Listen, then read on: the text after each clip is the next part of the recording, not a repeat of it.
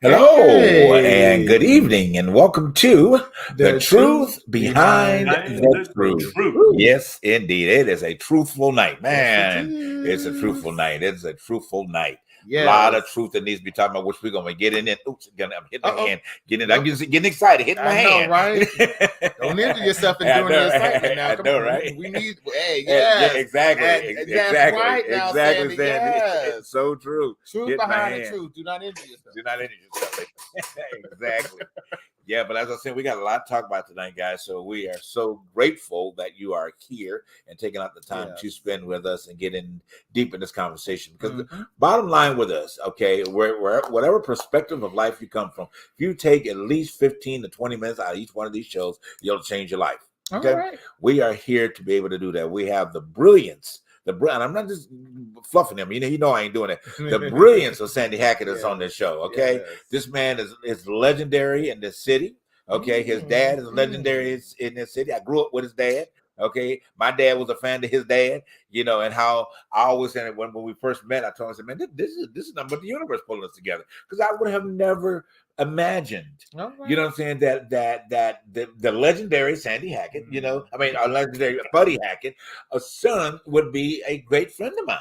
And how life just does that and for all significant purposes. Yeah. I told him we're gonna change Hollywood. His dad did, so we're gonna do it too together. All right. But anyway, All right.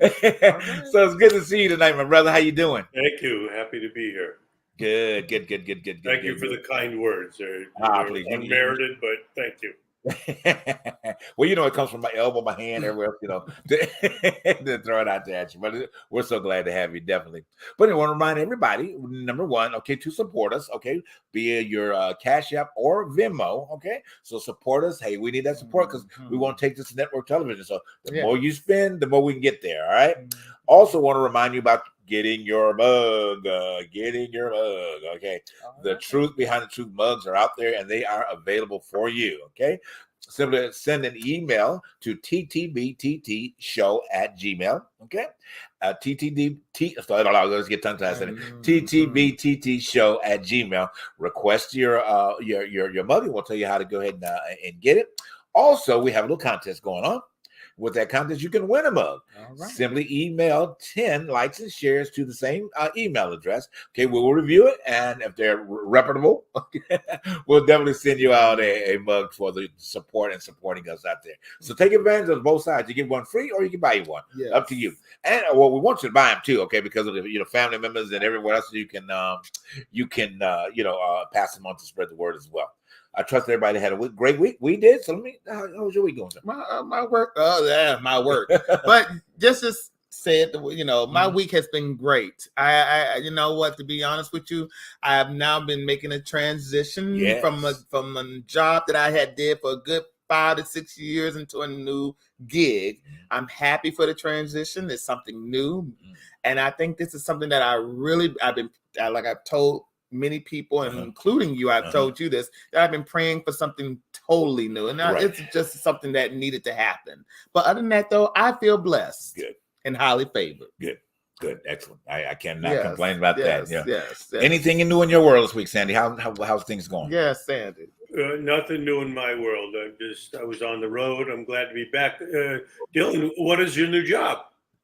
I will be an SR, let's just say an RSR for Frito-Lay at this point. But it's just something that it's like I was telling Jay, I've been working for CBS for a good time. And it was just something that needed to happen, needed a new change, needed a new outlook, needed something fresh. And some more money. And that too, with great benefits. Right. Exactly. But it's just, at this point in time, it's time for things to happen.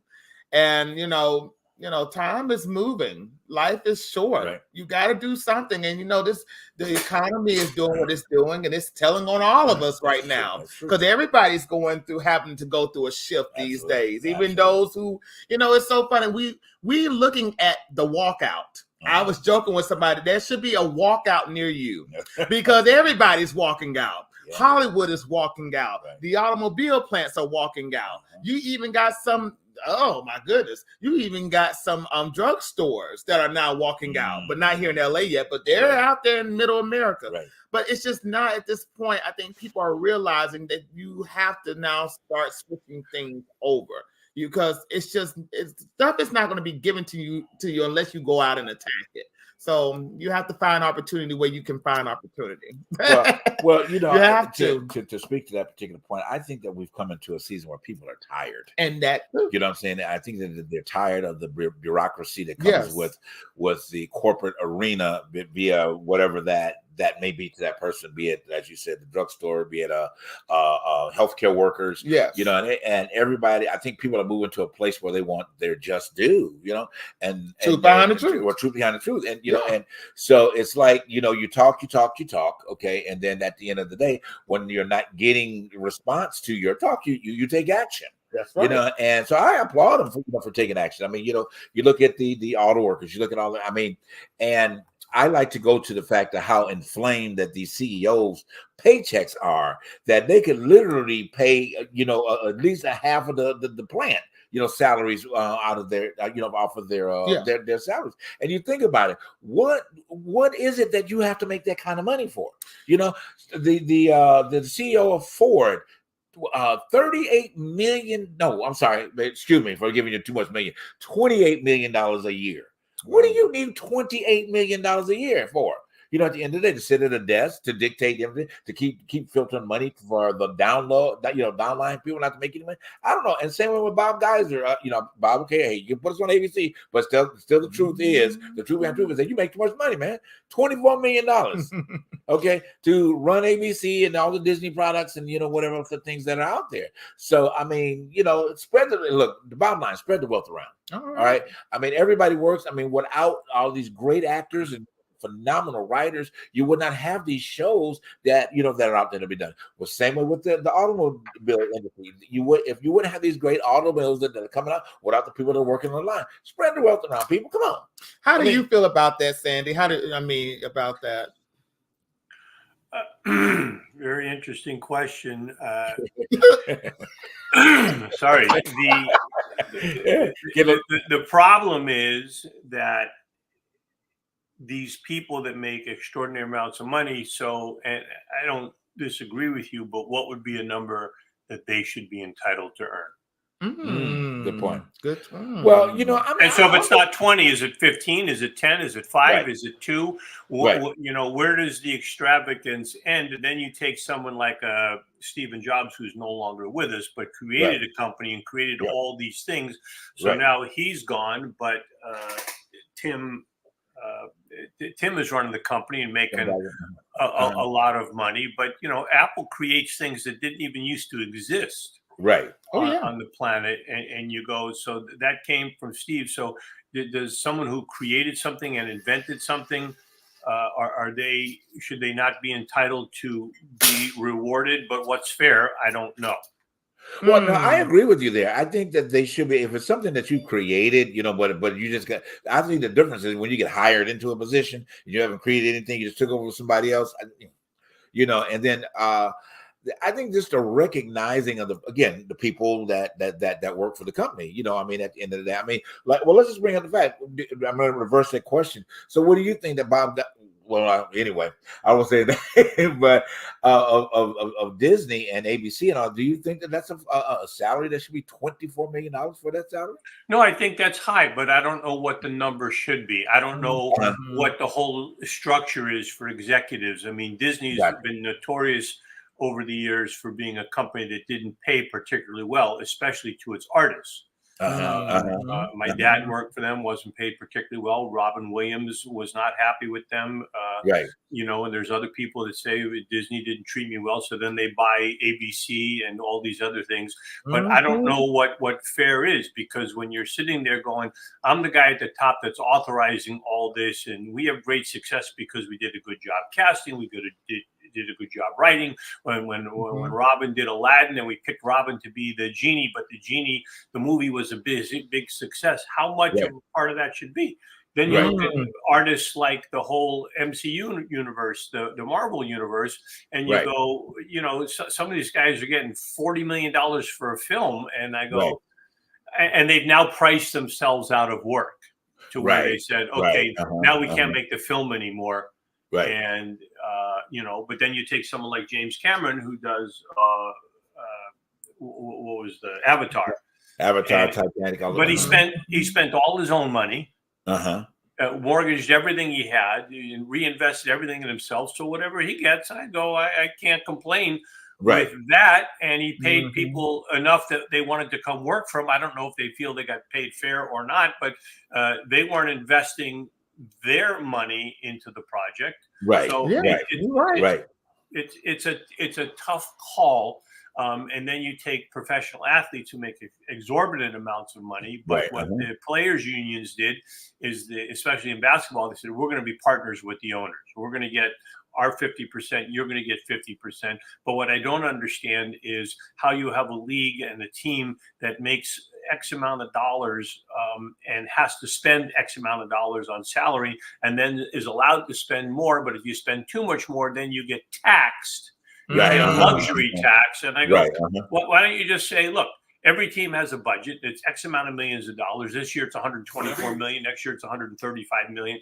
And you go, that's it. You have to figure out your salaries in there, because these guys aren't going to be able to move laterally when everybody's got the same budget. But when you say, this guy, and then when an athlete, he got all-star and he was voted #1 on the team and all this, and now he gets an opportunity to get a big bump in his salary. So 200 million, Steph Curry, and Steph is amazing what he's done for the league, and LeBron and Kevin and guys like that, but they're making 30, 40, 50 million. And, it takes me back to Chris Rock's joke when he's, people say Shaquille O'Neal is rich. And he goes, no, the white guy paying him $100 million a year, that's rich. But it goes back to that same favor is not fair. Right. But we work at, but we only got 2 minutes left. But it just goes back to that, and the fact that we work for a system that is not always fair to the working man. Right. That's why it's so important to always understand that when you are working these jobs, whatever industry that you're in, do not put too much stock into them, but also invest in what you got going on. That's true. That's so true. I was reading an article the other day, and just what you're doing. You changed jobs from one company to another and moved across, but got more pay because the new place valued your experience and who you are. But if you stay in the same place, they go, if you'll work for this, we're going to let you. Right, exactly. Well, we got to go get ready for a quick break. But as we go to break, we want to take a moment to remember another icon, in the film industry that transitioned this week. And I had the opportunity, and after we come from the break, we can share our personal experiences with him. But we want to celebrate the life of Richard Roundtree. So as we go to break, we want to take a break and celebrate his life for a moment, and then we'll be back and we'll talk a little bit more about him. And then we also lost another brilliant actor today, which we'll mention about Mr. Matthew Perry when we come back from break as well. All right, so we'll be right back. We'll be right back after this quick break.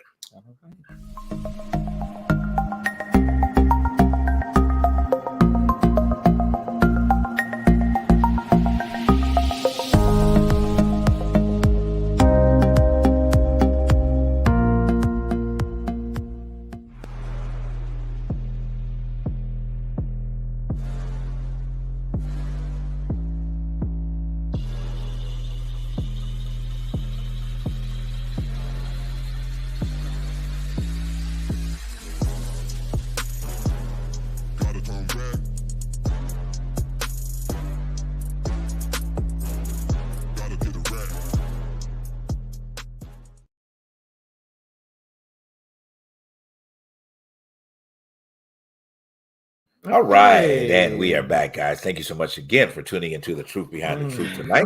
Want to mention all of our disclaimers once again to you. All right, your support, definitely. Please do so at TTBTT show as far as our Cash App is concerned, and then for our Venmo, it is The Truth Behind the Truth for our Venmo account as well. All right, and get your wonderful. Where's my mug? There it is. Okay, get your mug. All right, just send an email to ttbttshow@gmail. All right. And then just put in that you're requesting a mug, and we will make connection with you to get that mug out to you. All right. And please do not forget to like, share, and subscribe if you are watching us on YouTube. Exactly. For that disclaimer. But keep moving. So okay. So that now that we've transitioned, okay, we're actually in the mode of entertainment. So we want to elaborate on our personal experiences. I know Sandy had one with Richard Roundtree, and then we'll talk about Matthew Perry. And then I want to celebrate Wicked, as well. I didn't give our engineer about Wicked, but I'll talk about that in a minute as well. Remakes. Yeah. Basically. Well, excuse me. So for me, Richard Roundtree, I mean, I would, a lot of people that I have worked with this in this industry, I would have never imagined in younger life that I would have had the opportunity to do that. So I've really been honored, and I would say blessed to be around so many different, or work with a lot of actors that I admired, throughout the course of my growing up and whatever the case may be. So I've been blessed to be, in their company and to spend time with them. As I mentioned, Danny Glover is a great friend of mine, and of course he's been on the show. We're working on trying to get him back on again. But about Richard Roundtree, I met Richard Roundtree in Atlanta, and I was actually his stand-in for when he was on Being Mary Jane. And the engagement with him was such a rich moment. He had some rich conversations. He loved his cigars. And every morning that we'd be on set, and first thing, and he'd yell my name out across the set or whatever the case may be. But he was a lot of fun and a lot of wisdom that came from him, and just being able to spend time with a legend and an icon that has paved the way, typically for a lot of actors, a lot of African American actors frame their life or their position in this industry around what he did, at Shaft and all of the litany of work that he has done, So we salute, Richard Roundtree, tonight. Sandy, go ahead. I know you had something you wanted to share with him as well. No, I knew him and got to play basketball with him when I was, young in my teens, and he was on a celebrity basketball team that they would let me play with them, and all the guys would call him Tree, and he was just a sweetheart of a guy and a lot of fun. But when you honor a guy, you want to go back. So he's 80-something years old. He had a hell of a life. He had a hell of a career. But go back to when he made Shaft, and even I think a few films before that, one of the first African American actors to have a leading role in a film. So he was groundbreaking in many ways, and showed that a African American actor could carry a film and be the leading character and create a franchise. So kudos to him. He came along at the right time. He was a good-looking guy, and he was cool, and he was fun, and and he did well for himself. Yes, he did. It was considered one of the first Black action figures, which kind of got me by surprise, because I always thought of Shaft as just a detective, but not an action figure. It was a very action film. It was. But it's that's the shoulders that those who are now in Marvel, when you think about Black Panther and all those films, those are the shoulders that you stand on. And thank God that there were certain, people like Cicely Tyson, Richard Roundtree, Diane Carroll, Harry Belafonte, Dorothy Dandridge, and the list goes on. Those people opened up a lot of doors. Just like Sandy said it, it's always within, just to say this, in the film industry, it was kind of taboo to see something of that nature, to have a Black action figure. You would have thought at that time O.J. Simpson was the action figure. Well, come to realize he was something else. But that is just, it is what it is. It is what it is. But yes, what a legacy to have left behind for American culture, American art, and plus for somebody who stood up for a whole lot of people. Absolutely.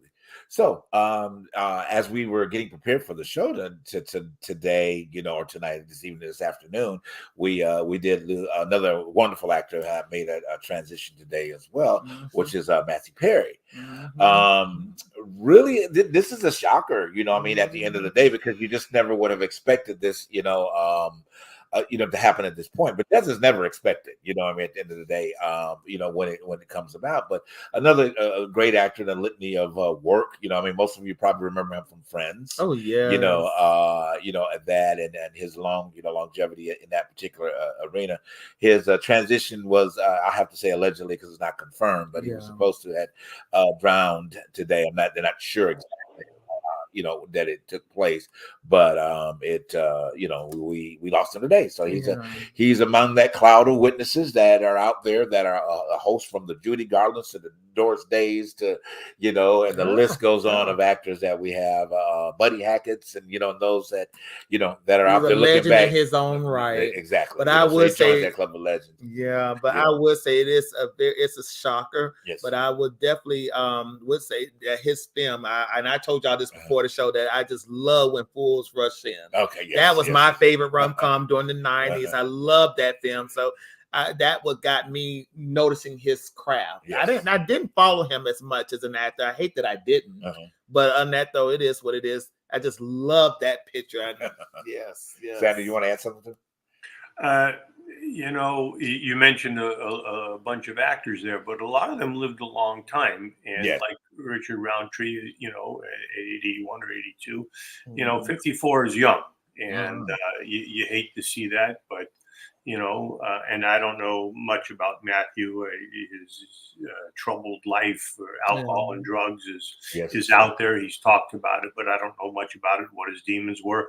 And we don't know if that added to what happened today or it was just a freak accident. But, a talented guy, and you hate to lose people. But this is the life process. It just keeps marching along, whether we're here or not. That's true. But it goes back to what we talked about. That is not Matthew Perry. I know, right? You know that guy. But you know what? It goes back to what we talked about trauma in the last show. We don't know what's going on with people when they are going through this thing called life. Right. Life throws you some hurdles. But if you have issues, please get help.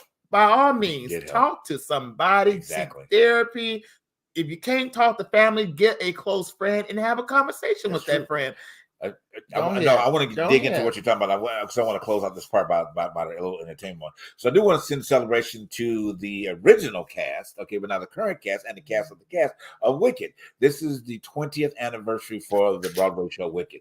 Phenomenal show. I mean, I've seen it 4 times, all right, and I can't wait till the movie comes out next Christmas. Okay, so I wanted to send celebration out to Dina Menzel, Christian Chenoweth, and the original cast and how brilliant and what they have set in terms of so many others to follow along, in that. And one of the good things about this show they did earlier this year, was the first show that actually allowed an African American girl to play Glenda.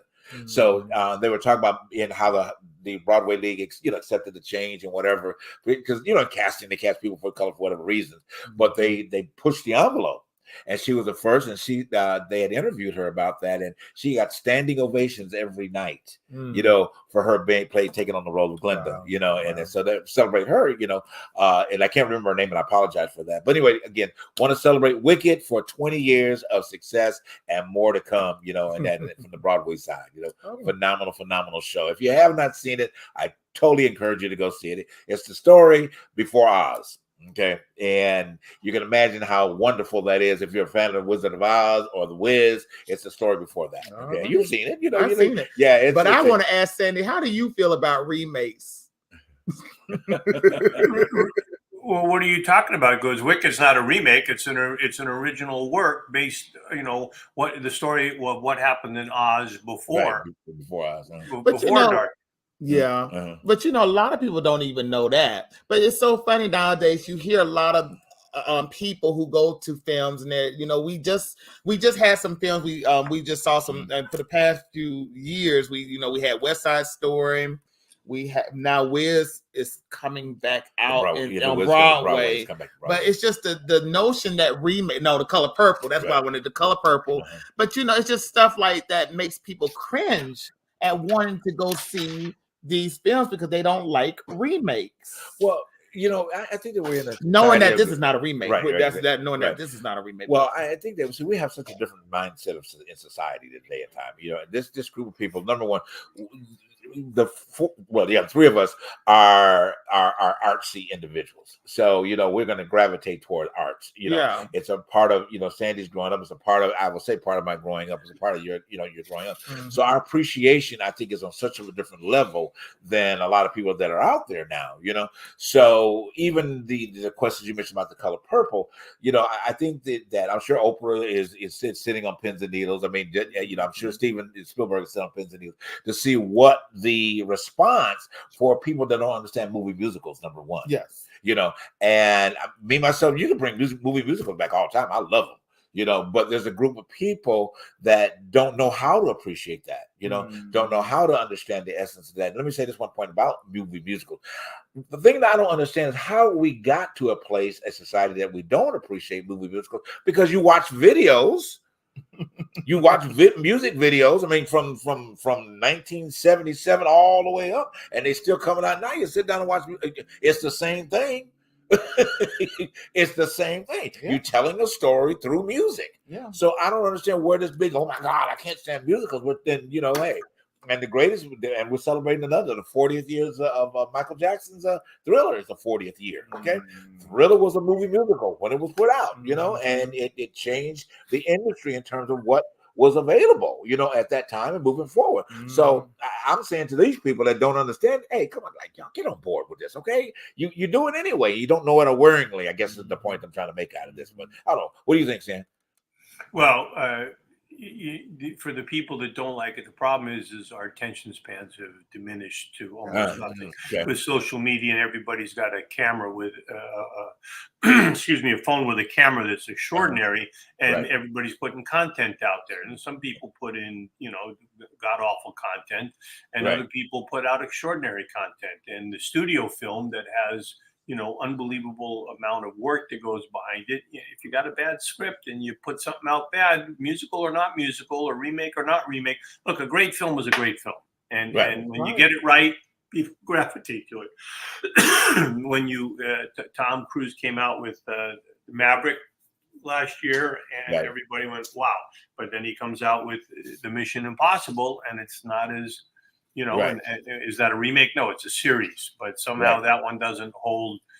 But it's just the people. We don't know, but you can't stop anybody from wanting to make a remake or try something or reinvent it. I mean, for the people that come along, what someday they're going to totally redo not The Wiz, which is a remake of the black version of the Wizard of Oz. They're going to redo the Wizard of Oz. And they tried to redo Willy Wonka. That is coming out. Yeah, that is coming out. No, that's a third one coming out. But they did one in another one in the middle, and now they're doing the Wonka. What the story of Wonka? Prequel. Right. Everything is a prequel. It's a prequel. Like Wicked. And my wife is.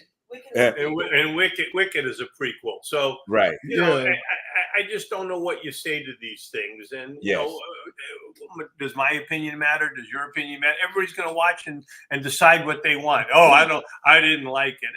Everybody wants to be so esoteric. And I go spend $100 million and pray that this is what it's going to be something wonderful. And then you take something. My opinion matters. My opinion matters. Put it on camera. Put it on camera. Come in here, Lisa. They want to say hello. Yes. She says she's not dressed for the truth behind the truth. Yes. But no, right? Yeah, it definitely is. That is true. I know we got to get ready for a break. We want to dig in and maybe start a little bit of conversation about next week. Okay. About this new guy that's the Speaker of the House. We want to the disappointment, and just kind of dig into him. Maybe Sam, you want to touch on it briefly, and then we'll pick it up more after we come back. Come on, if you wanted a racist, bigot, homophobe, as the Speaker of the House, you have got your man. Yes. Who didn't want that in that chair? Yeah, exactly. I mean. I don't know what they think that they're going to accomplish by this. You know what I mean? At the end of the day, because you're talking about a blinking war. I won't say the word I want to say, but a blinking war before. You can imagine when the legislation really starts getting together and trying to combat with this, trying to get shit done. They ain't gonna get nothing done. They might as well go ahead and close the government because they're not going to agree on it. And I'm not trying to throw off on people who pray, but nothing will get done until they pray first. Okay, because he made it known that it is nothing's not going to go through unless they pray on it. So there is no checks and balances, and there is no separation from church and state anymore, because now they have put God in the midst. And I'm so sorry for those who are Buddhists out here in these streets, or who believe in Confucius and whatever you believe in. But now God reigns over the laws right now. And I hate to say it, but that's what he said in his speech. Yes, he is a Christian. He made it known. And you know, don't you think God's up there going, could you people leave me alone? I'm trying to get a nap. Okay. Exactly. True behind the truth. Behind that. And on that note, we'll be right back with more discussion.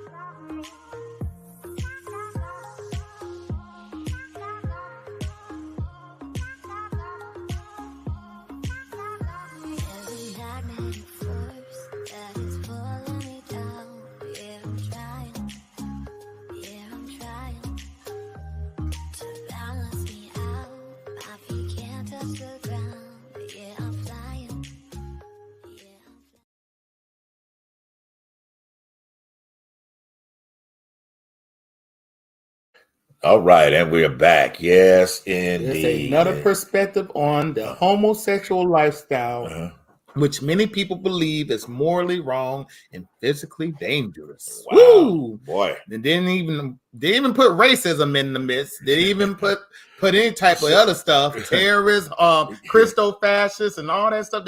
He only thought about the LGBT side of it. I mean, you know, so that tells me that either he has had a struggle in his own individual life, or he knows about somebody that he wants to keep covered up in his family.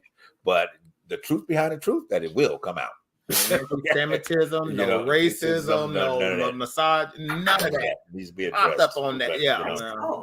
You know, I just, you know, again, I know we kind of dialogue back and forth on the show about how we feel like these people just get voted in, or where do they come from? You know what I'm saying? At the end of the day, it makes me surprised that they're more like him. That could be, you know, making their way down the you know, to this particular level of platform. But it's just sad, you know. And this right here, that's a picture that's named. That's a picture that's called "If God Won't Do It, It Just Won't Get Done." That is what this picture should be called. If God won't do it, just won't get done. Oh my God! Look at that. And where's the black people in that picture? No, but Where's America? you got wait a minute, funny part, you got the number one person that's all. Put that all picture the back up, accusations. Charles. Put Please, that picture back up. Right there in the center of the back, you got the number one problem in the whole. Right What? back. Oh Lord, he a liar too. The liar, the cheater, the scammer. Is he black? No, he ain't black. Okay, then you can take it down now. I was trying my best. I was trying my best. That black people are cleaning. Oh wow! Wow! Okay, Sandy. You know what? I can fix that picture. Go back to the picture and let's put a different caption with it. Okay. This people just found out that. Let's have a moment of silence for Matthew Perry and Richard Roundtree. Oh, okay. All right. Thank you for that. That's better. Yeah, from these white racist bastards, I don't think so. No, not at all. But where do these voters come from? They come from hamlets called Forsyth County, Georgia. They come from places called certain hole in the wall places that are so incubated from progressive thinking people that they don't see it for themselves to move with the times. They don't change. So you do get people like Mike Johnson from the 4th District of Louisiana, who comes from out of we never heard of him from anywhere. He has never showed up, but we know that he believes in Trump. Right. Well, he actually has showed up quite a bit. He's somehow managed to fly under the radar. But this is a guy that put together for the January 6th. He put together a whole thing trying to keep the voting from happening. He was the organizer. He's an attorney. He tried to write this stuff and get it out there, and it got thrown out of court. But he's a, and then that quote that you put up before about the homosexuality, that some people are offended by it morally, and I understand that exists in the world. But that when you want to call it dangerous, I go, what's dangerous? Where's the danger? Right. What is the dangerous? Yeah, and the thing that you might open your closet, Mike Johnson, and pull out a dress. Basically. I mean, we already know that people like that who hated gays, like J. Edgar Hoover, love to put on stockings and heels. I mean, let's not even take it off the gay. I mean, you got Matt Skates down in Florida that is a known pedophile. Okay, already trying to dodge from going to court. I mean, so you're saying that a pedophile is okay?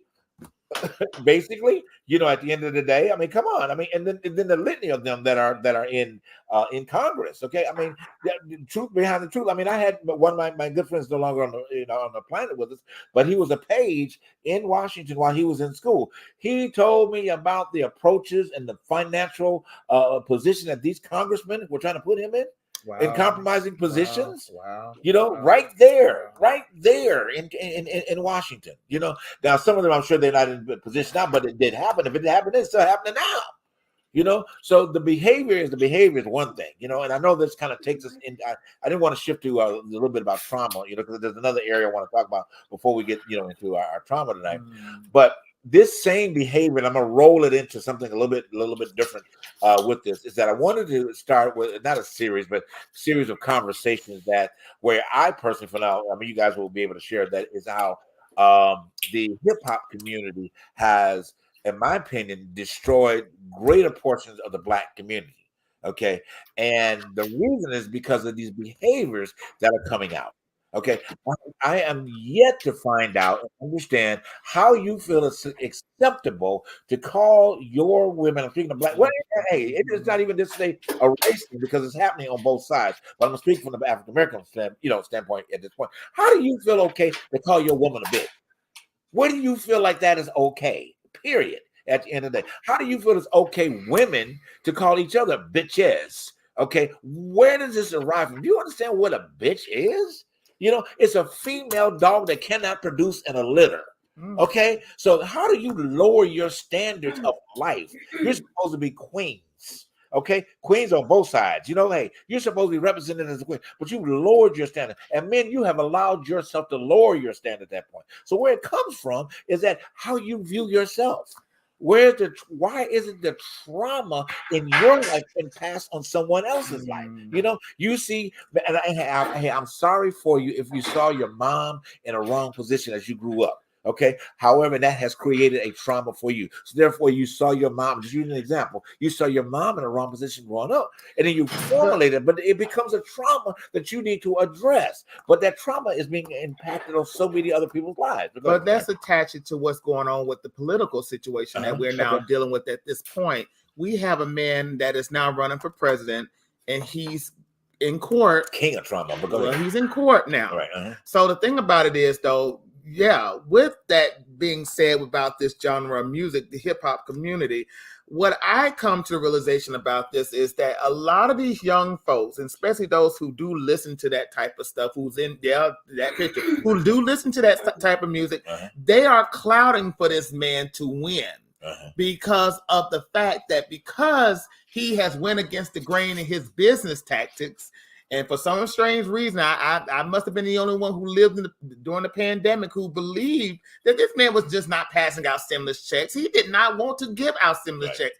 Trump did not even want to say that we were going through a COVID situation.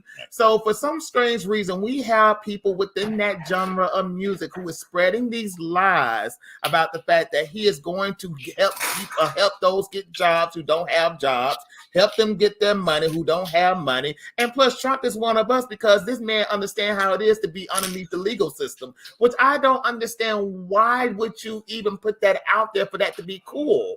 You would want your president to want to go to jail or want to be in jail, not to have to. I'm just saying. Sandy, take it over. What do you want me to take over? You know what? I'm not familiar with hip hop music. It's not what I listen to. And so if the artists there are calling women whatever they're calling, but then there are female artists that are calling the men whatever, there's been a loss of respect on both sides. But then you get to a place where, I see a Marjorie Taylor Greene or a Lauren Boebert, and I go, I think calling them a bitch is a compliment compared to what I think they are. So I don't know how you avoid transition from that, right? At some point you got to call someone what they are, and but I guess in the note of and I understand your point because they act accordingly, so I do get that part of it. But I think that what I'm saying here is that this has become something that this group of people that not in not in a representation fact. This has become more of an endearment. Or a sisterhood or something along the lines of this versus to, looking at it from the perspective that you're presenting. But anyway, I'm going to let you say, Paul, I want to bring this, before you bring this video up real quick about how Harry Belafonte and Diane Carroll saw what this was happening typically to the African-American community. So Charles, if you want to run it real quick. It's a backlash from the civil rights movement and from the movement. We never followed that through. We were supposed to be free, and this dream never came true. And I think the kids are defying that they're angry about it. That we didn't make it the way it should be. There's that. We marched, we got hosed, we got bit by dogs, and where are we? I just think that I think those slick white people up in the boardroom iced us again. Yeah, I can believe that too. And put something on the table that was so seductive and so hard to resist. Look, when I hung out up in the South Bronx with Africa Bambaataa and Melly Mel and watched the dawning of the hip hop culture, it brought to me a profound sense of a wonderful thing that was in our future. This was an articulation that was just absolutely stunning. Yeah, and then it came all of a sudden one day somebody came up and jingled 30 pieces of silver. And all of a sudden many began and that institution of rape and profiting stepped in and corrupted and turned that thing into another being. Now, I must ask you, are you saying that the white music community understood that there was a place for this music, and they directed these young Black people? Not the white music community, the white banking community. I don't even know if it's the power structure that directed it, much as the understructure, right? The teenagers who mostly buy the music said, hey, we like that Black Buck. We like the guy who's going to be shooting everybody. No abstract. It's how you were marketed. It's how your brain was washed. Yeah. The market is dictated by those who want the market to go where they take it. And we follow. Mm-hmm. And it's always been that way. White people, black people, we go to war. We are in Iraq because it's marketed that way. And we are struggling with our souls to try to find an answer for something that is absolutely immoral. And we don't know how to grapple with it because we have bought into that. And I think that we have to face that fact and then deal with it from that perspective. And I want to add this on to this as well. Marketing, yes. Marketing, the type of marketing I think Belafonte was talking about goes back to the fact that this is what allows people like Mike Johnson to gain power. Mm-hmm. To be honest with you, when you have that type of marketing where you're dangling stuff like that over somebody's head all day, every day, and I say that as those things are distractions. Those things are they are distractions to the fact that we have now somebody who's the Speaker of the House, who is running things not for the purpose of the American people, but for the purpose of an agenda. But that right there is the problem with the youth that is of my age who don't go out and that don't vote. They do not vote because they have that marketing tool all day, every day in their face. And that is very dangerous because now there is somebody in the House who now has the power to cut that marketing off if he wanted to. And I'm just saying it's so important that we need to understand that right there, hip hop and whatever that you are attuned to is such a distraction. You need to understand that there are people in power right now that are wanting to take that away because that is what they're trying to do. I'm just saying. Well, I mean, to your point, Sandy, I mean, and you can elaborate on this. And I love how you so eloquently brought that in. You know, voting is the key to all of this. You know, at the end of the day, and I don't think that the general portion still yet, as much as that it has mentioned, like they mentioned in that conversation about what civil rights went through to prevent, to stop, whatever the case may be, voting was a very key element in those changes coming about. And I don't think the message has been very clear about the need to vote. So if we've got the hip hop community per se, the ones that want to do something right, then the message should be very clear about getting out and voting to do so that we don't have the people like the Mike Johnsons in offices and the ones that could follow. And then, you know, God forbid the orange man, you know, to be a part of that, be a part of that community. Now, one person I'm going to pick up that, and I have to, you know, give, you know, credence to Taylor Swift for what she did at the end of her one of her recent concerts, because she told them during the concert, y'all need to register to vote. Yeah. And one of the most highest record days of signing up new votes was that particular. Over 30,000 young people, or I guess mixed people together, signed up to vote. So we need more pledges like that. So what I'm saying is that hip hop community, I'm gonna get on y'all ass, okay? And I ain't through yet. Okay, but y'all need to start reframing what you put out here to support the communities by and large. Because if you don't help the young people, it's going to be a problem. Okay, and we're going to be a repeat cycle of what we're seeing right now. Okay, but Sandy, go ahead. I know we just got a few minutes. There's so many places to jump in here, but I'll go back to this Mike Johnson for a moment, and you go, he's adopted a black kid. Yeah, I'm not black, but I look at this guy and go, from your point of view of politics and racism, why would you go out and why would you adopt a black child? And two, who would let you? And then you got Amy Coney Barrett, who's a Supreme Court justice who has a black child, and you guys are black. I mean, how do you feel about that? I mean, it's one thing if they were all inclusive and stuff like that, and you go, this is what we want to do and our family. But I only wonder what goes on in that household and what that young black man is being educated to believe in. And I have never seen this person either. It's been reported that he has adopted a black child, but I call him the invisible black child because I don't even see him in the family portraits. Well, here's the thing. This is supporting, but a shift in the conversation too. See, this type of situation to me, okay, this is where he's going to try to factor in his Christian morals. So it's the opportunity to find a child in a a dysfunctional situation. So my Christian morals will make sure that I, if I have the opportunity, I'm gonna bring them in because I'm doing the Christian thing. Okay, so this is probably his thought pattern, Sandy. In doing this, and call me Barrett. Miss whatever. That's a whole other story there. Get off. Probably hip hop told him to get another child, a black child. I don't know. You don't know. But one thing I do know for sure: if we don't get involved in what's going on in our country, nation's capital, state house, local house, mayor's house, I don't care.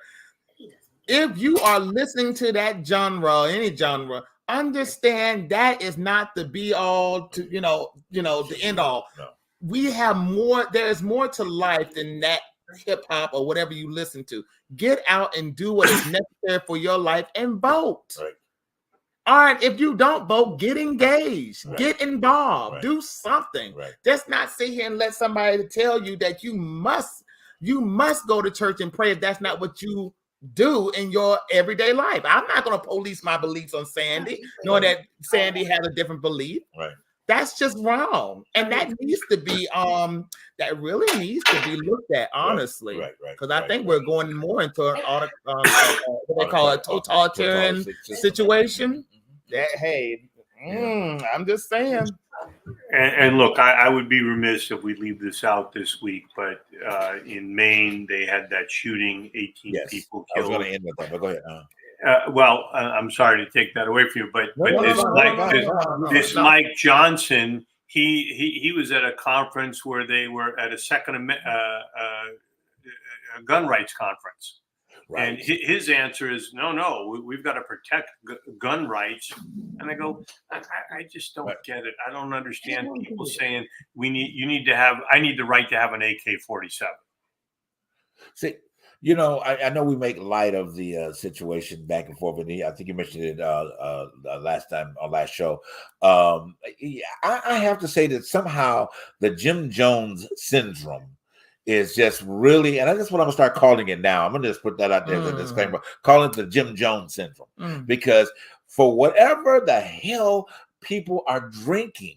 I'm sorry, I don't understand. So I'm gonna call it the Jim Jones syndrome. Okay, these people have moved over to a Jim Jones syndrome. Yeah. To the point that you're making about having a debate when you got was it 18 people that just got shot? In Maine, 18. Yeah. 18. For a guy that in 18 killed, another 13 or 14, injured. And then you want to have a debate over a gun?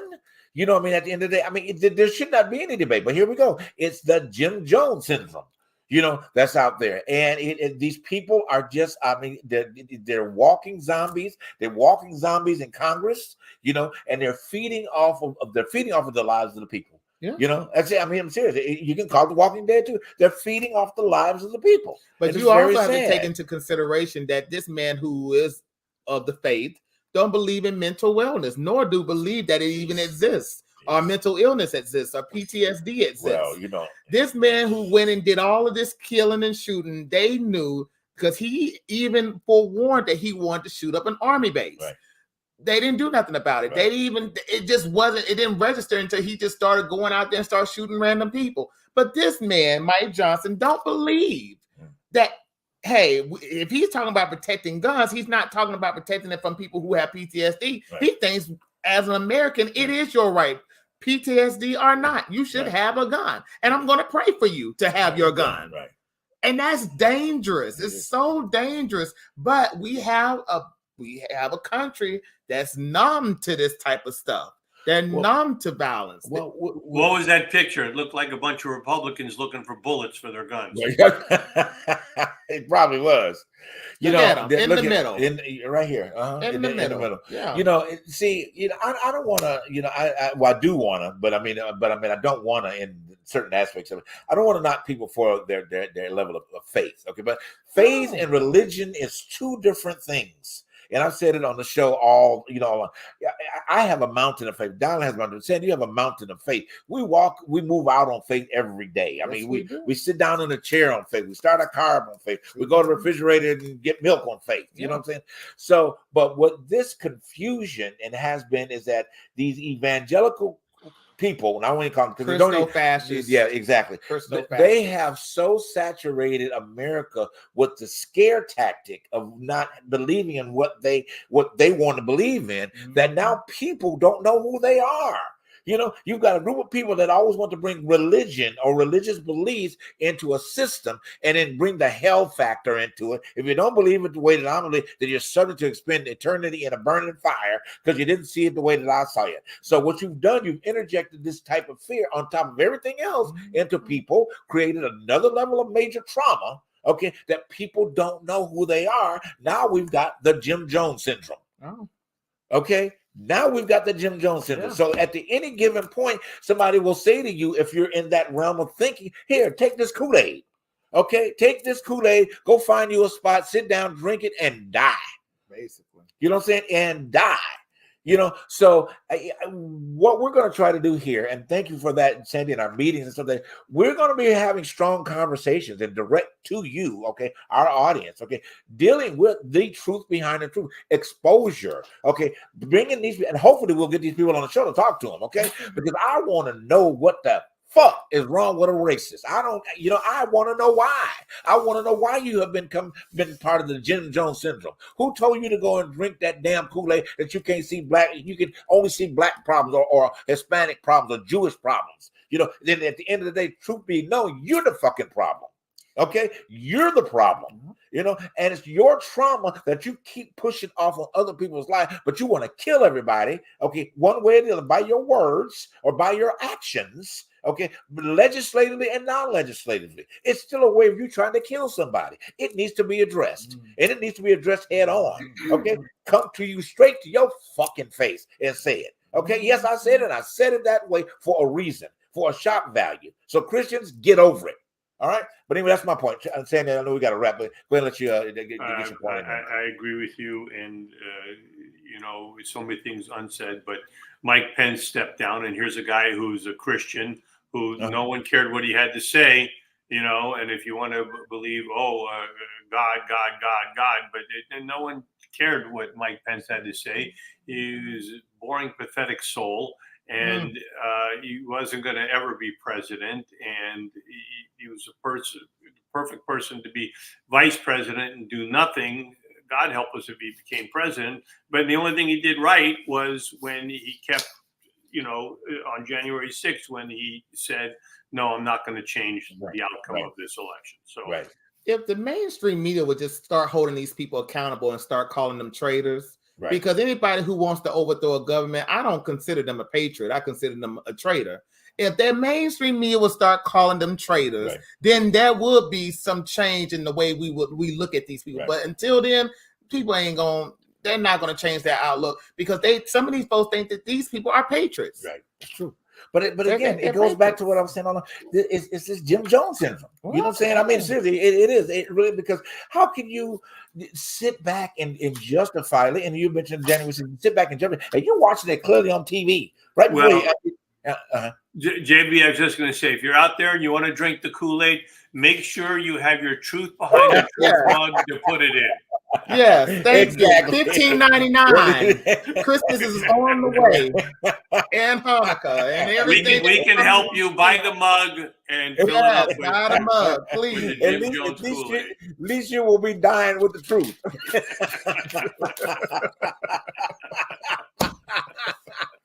We don't want you to die with a lie. Die with the truth. Okay? Behind the truth. Yes, absolutely. That is the truth behind the truth. All right, guys, it has been a great night. Seriously, a really, really great night. And like I said, the challenge is being made, and I'm challenging you. Look, pass the word out there. I don't care who you send this video to, because they need to come. You write me, give me a damn email, because I'm gonna come at you about it, because I want to see you change. I want to see your hearts change. I want to see your damn minds change. Okay, I want to see you not drink the Kool-Aid, but yet still find the truth behind the truth. Educate yourself. Find out the truth.